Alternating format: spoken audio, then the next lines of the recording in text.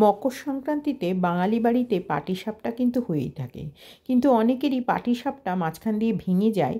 আজকে এমন করে পাটিসাপটা বানালাম যাতে একটুও ভাঙবে না এবং দুধের মধ্যে ডুবিয়ে রাখলেও ভাঙবে না। নমস্কার, আমি পারমিতা, আপনারা দেখছেন পারমিতার পাকঘর। প্রথমে দিয়ে দিচ্ছি 1 বাটি চালের পাউডার, আরেকটা সুজি, মোটা সুজি এবং পাতলা সুজি, তার সাথে দিলাম একটু গুঁড়ো দুধ, একটু নুন, আর দিলাম একটুখানি এলাচ পাউডার। এই দিয়ে সমস্তটা একবার ভালো করে মিশিয়ে নিতে হবে। মিশিয়ে নেবার পরে আমি এর মধ্যে দিয়ে দেব দুধ। দুধটা আস্তে আস্তে করে ধীরে ধীরে করে মেশাতে হবে, যতটা লাগবে দিতে হবে, কিন্তু দুধটার কোনো সেরকম সঠিক পরিমাপ নেই। সাধারণত এটাতে হাফ লিটার দুধ দিলেই মোটামুটি হয়ে যায়, একটু সামান্য জল মেশালেও হবে, আর একটু গুড় তো মিশবেই। মিশিয়ে একটা সুন্দর পাতলা একটা প্রথমে আমি ব্যাটার বানাবো। সুজিটাকে একটু ফুলতে দিতে হবে, সেজন্য এটাকে একটু ধীরে ধীরে মাখিয়ে একটু সময় নিয়ে গুলে নিতে হবে। গুলে নেবার পরে এর মধ্যে দিয়ে দেব গুড়।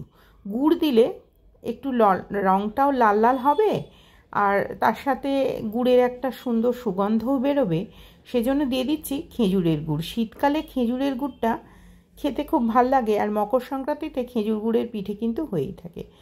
দেখুন এরকম একটা মোটামুটি কনসিস্টেন্সিতে হবার পরে এটাকে আমি ভালো করে মাখিয়ে প্রায় আধ ঘন্টা মতন ঢাকা দিয়ে রাখবো, যাতে করে সুজিটা ফুলে ওঠে। সুজিটা যতক্ষণ না নরম হয়ে ফুলে উঠবে ততক্ষণ কিন্তু এটা খেতে ভালো লাগবে না। এবারে যতক্ষণ সুজিটা তৈরি হচ্ছে ততক্ষণ অবধি আমি হাফ লিটার দুধ দিচ্ছি, দিয়ে তার মধ্যে পাটালি গুড় দিয়ে এটাকে গরম করতে দেব। যত দুধটা গরম হবে তত গন্ধটা কিন্তু সুন্দর বেরোবে। দেখুন পাটালি গুড়টা গলে যাওয়ার পরে এরকম একটা রং হয়েছে, কি মিষ্টি রংটা হয়েছে। এই রংটার মধ্যেই কিন্তু আমি এই যে বেশ একটা লাল লাল রং হলো, একটু গাঢ় করে নিচ্ছি, কিচ্ছু কিন্তু এর মধ্যে মেশাইনি, একদম নর্মাল একটু গাঢ় করে নেবার পরে আমি এটাকে একটু ঠান্ডা হতে দেব। ততক্ষণ অবধি দেখব কীরকম তৈরি হলো। সুজিটা মোটামুটি ফুলে গেলেও ব্যাটারটা কিন্তু গাঢ় হয়নি, পিঠের মতন ব্যাটার কিন্তু তৈরি হয়নি। তার জন্য এবারে মিশিয়ে নিতে হবে এর সাথে ময়দা। আমি মোটামুটি 3 কাপ মতন ময়দা মিশিয়ে নেব। হাতাতে দিচ্ছি 3 হাতা ময়দা। ময়দাটা ধীরে ধীরে মেশাবার পরে গাঢ় হয়ে যাবে জিনিসটা, এবং তারপরে পিঠের মতন ওটা যখন বিছিয়ে একদম প্যানের মধ্যে দেয়া হবে তখন কিন্তু এটা একেবারেই সুন্দর পিঠের মতন উঠে আসবে এবং একটাও ভাঙবে না।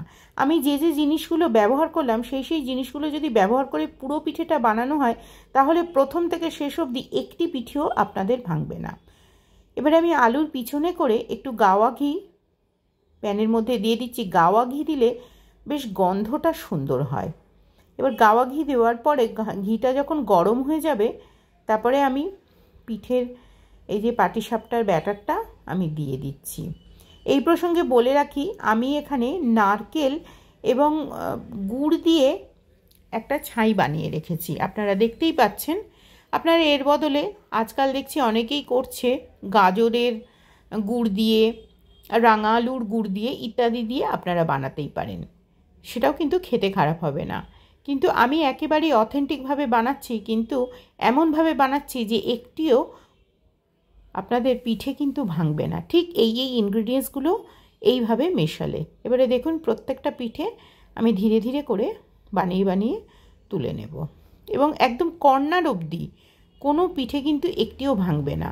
পাটিসাপটা যদি মাঝখান দিয়ে ভেঙে যায় তাহলে কি হয়, ভেতর থেকে নারকেলের পুরটা বেরিয়ে এলে বা খিরসা দিয়ে করলে খিরসার পুরটা বেরিয়ে এলে সেটা কিন্তু খেতে ভালো লাগবে না। এবার দেখুন এটাকে আমি সাইড দিয়ে মুড়ে দেখাচ্ছি, এই সাইড দিয়েও কিন্তু এটা কোনো রকম ভাঙবে না। দেখতে পাচ্ছেন একটিও ভাঙছে না। কোনো পিঠেই দেখুন শেষ হয়ে গেল সমস্ত ব্যাটার, তাতেও কোনো পিঠে কিন্তু একটা সিঙ্গেল পিঠেও কিন্তু ভাঙেনি। আপনারা এক ঝুড়ি পিঠে করলেও সেটাও কিন্তু ভাঙবে না। তাহলে বুঝে গেলেন যে এই ধরনের পিঠে করতে গেলে কোন কোন পার্টিকুলার ইনগ্রিডিয়েন্টসগুলোর দরকার হয়। এবার থেকে এই ইনগ্রিডিয়েন্টসগুলো দিয়েই আপনারা পিঠে বানাবেন, তাহলে কিন্তু একটি পিঠেও ভাঙবে না। একদম তৈরি হয়ে গেল পিঠে। আসুন এবারে এটাকে পরিবেশন করে নিই। তার আগে শেষ পিঠেটাতে একটু গন্ধ ছড়াবার জন্য একটু ঘি দিয়ে সামান্য বুলিয়ে আর একটু ভেজে নিই। বেশ ভালো লাগবে খেতে।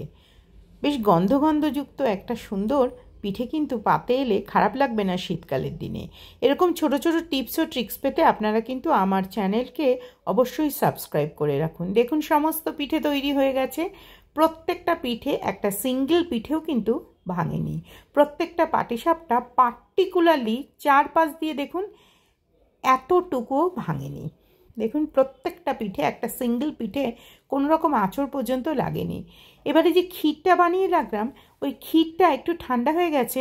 এবারে ক্ষীরটার মধ্যে আমি পিঠেগুলো ডুবিয়ে দেবো। দেখুন পেছন থেকে, সামনে থেকে, ওপর থেকে, নিচ থেকে কোনো রকম সিঙ্গেল একটা পিঠেও কিন্তু কোনো রকম ভাঙেনি। তাহলে এবারে আসুন এটাকে আমি একদম দুধের মধ্যে দিয়ে কীরকমভাবে দুধ পাটিসাপটা তৈরি করা হয় সেটাও দেখিয়ে দিচ্ছি। দুটোই কিন্তু সুন্দর এবং সুস্বাদু। তৈরি হয়ে যাবে ক্ষীরের মধ্যে দিলেই এটা তৈরি হয়ে যাবে দুধ পাটিসাপটা। আর যেটা নর্মাল করলাম সেটা হচ্ছে নর্মাল যে পাটিসাপটা হয় সেই পাটিসাপটা।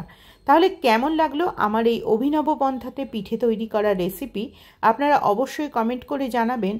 আপনাদের সবাইকে রইল মকর সংক্রান্তির অনেক শুভেচ্ছা। আগামীতে আরও কয়েকটি পিঠে রেসিপি আসবে, অবশ্যই আপনারা চোখ রাখুন আমার চ্যানেলে। আমি আবার ফিরবো আপনাদের কাছে নতুন রেসিপির সাথে। তার আগে বেল আইকনটা অবশ্যই বাজিয়ে রাখুন, কারণ যখনই নতুন রেসিপি আনবো আপনাদের কাছে পৌঁছে যাবে আমার চ্যানেলের ইনস্ট্যান্ট নোটিফিকেশান। তাহলে আজ এই পর্যন্তই। আগামীতে আমি আবারও ফিরছি।